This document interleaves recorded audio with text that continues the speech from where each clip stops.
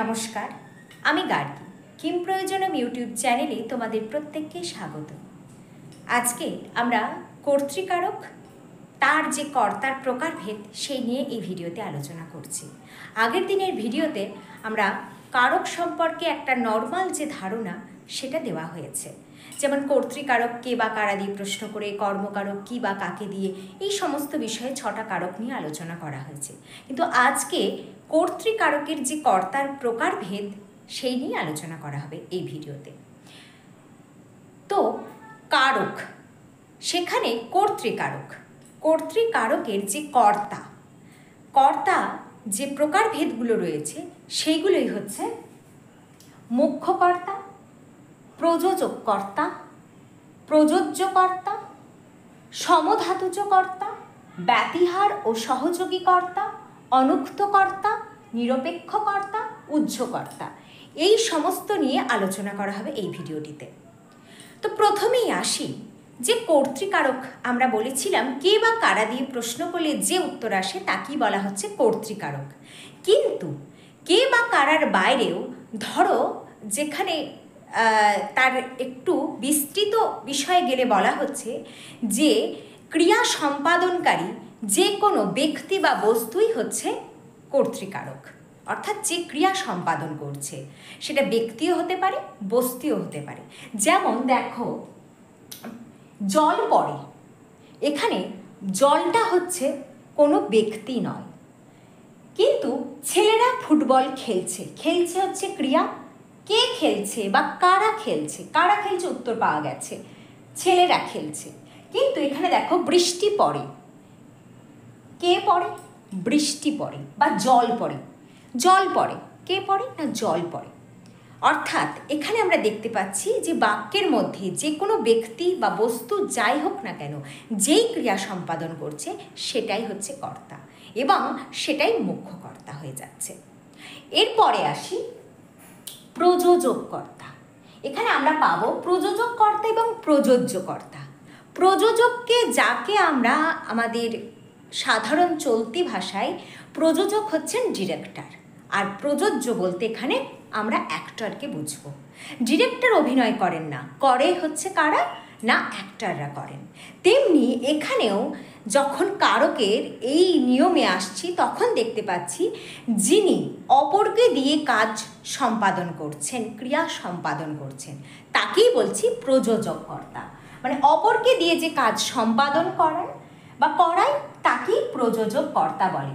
যেমন মা শিশুকে চাঁদ দেখান, দেখান হচ্ছে ক্রিয়া, এবং মা দেখাচ্ছেন। এইবার শিশুকে মা দেখাচ্ছেন কিন্তু শিশু দেখছে, মা বলে দিলেন ওই দেখো চাঁদ, চাঁদটা তুমি দেখো, তখন শিশু দেখতে থাকছে, মা কিন্তু তারপর কাজে লিপ্ত হয়ে যাচ্ছেন।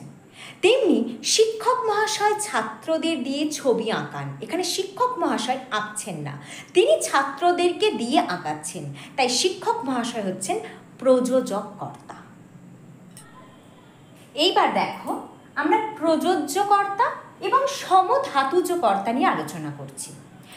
প্রযোজক আর প্রযোজ্য, প্রযোজকটা ভালো করে বুঝলেই প্রযোজ্যটা বুঝে যাবে।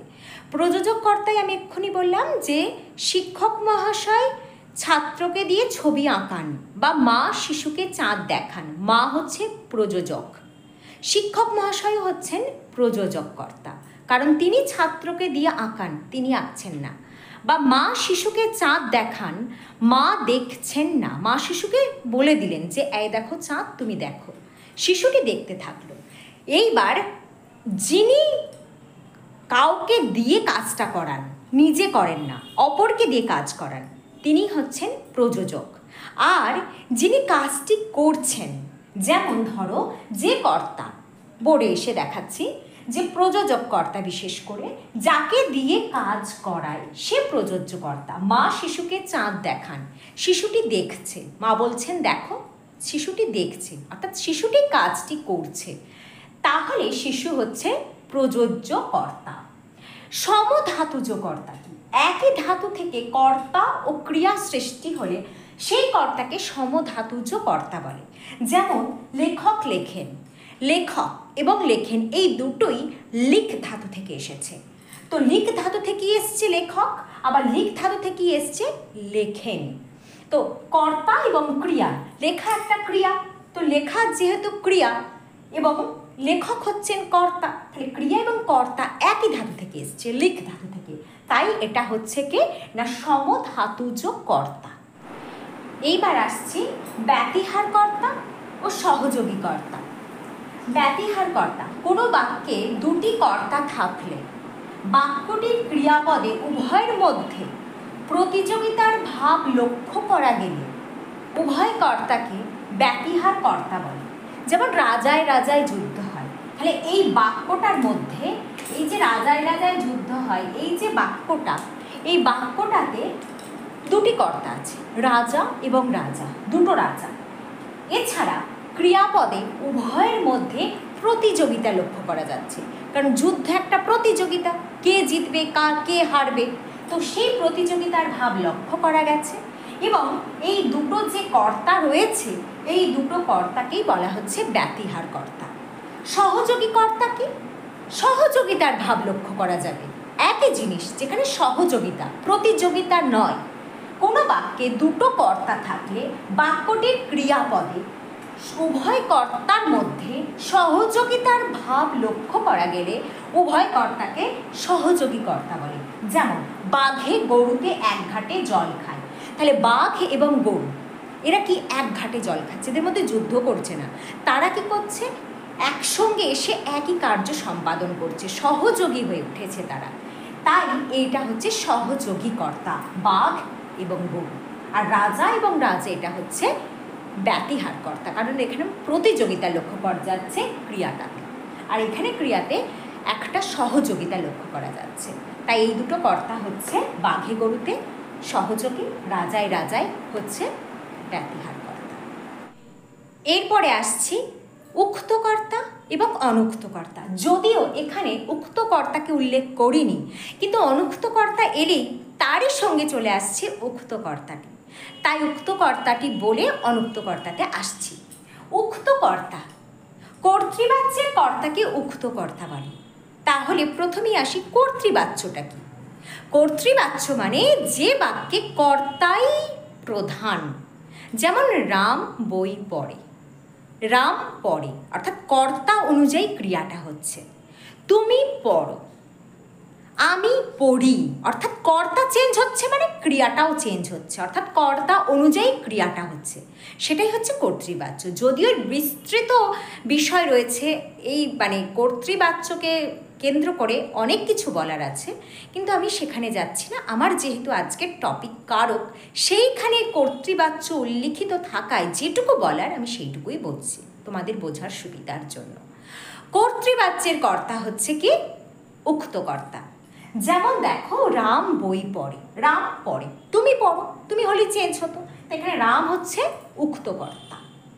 কিন্তু অনুক্ত কর্তা কি না কর্মবাচ্য ও ভাববাচ্যের কর্তাকে অনুক্ত কর্তা বলা হয়। বাচ্য তিন মানে যে প্রথমটা হচ্ছে কর্তৃবাচ্য বলে দিলাম, এবার কর্মবাচ্য ও ভাববাচ্য। কর্মবাচ্য জিনিসটা কি? কর্মবাচ্য মানে যেখানে কর্মটাই প্রধান, যেমন রাম কর্তৃক বই পড়া হয়, এখানে রাম অনুযায়ী দেখো ক্রিয়া চেঞ্জ হচ্ছে না, বই পড়া হয়, রাম কর্তৃক বই পড়া হয়। তো কর্ম অনুযায়ী কর্মটাই যেখানে প্রধান সেটাই হচ্ছে কর্মবাচ্য, আর ভাববাচ্যের ক্রিয়া যেখানে প্রধান হয়, যেমন আমার খাওয়া হলো, খাওয়া হলোটাই মেন। তো এই হচ্ছে কর্মবাচ্য আর ভাববাচ্য। তো কর্মবাচ্য ভাববাচ্যের কর্তাকে অনুক্ত কর্তা বলে। যেমন রাম কর্তৃক বই পড়া হয়, এখানে হচ্ছে কর্মবাচ্য এটা। তো এখানে রাম হচ্ছে কে না রাম হচ্ছে অনুক্ত কর্তা, বইটা তো যাই হোক কর্ম, কিন্তু রাম হচ্ছে এখানে অনুক্ত কর্তা।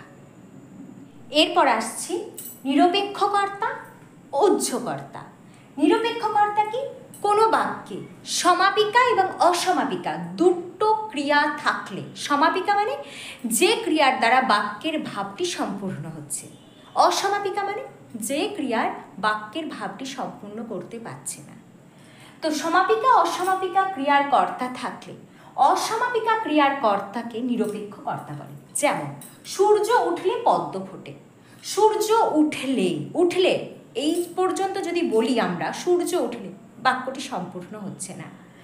তো পদ্ম ফোটে যদি বলি তখন বাক্যটি সম্পূর্ণ হচ্ছে। তো সূর্য উঠলে হচ্ছে অসমাপিকা ক্রিয়া, তার কর্তা কি সূর্য, তাই সূর্য হচ্ছে নিরপেক্ষ কর্তা।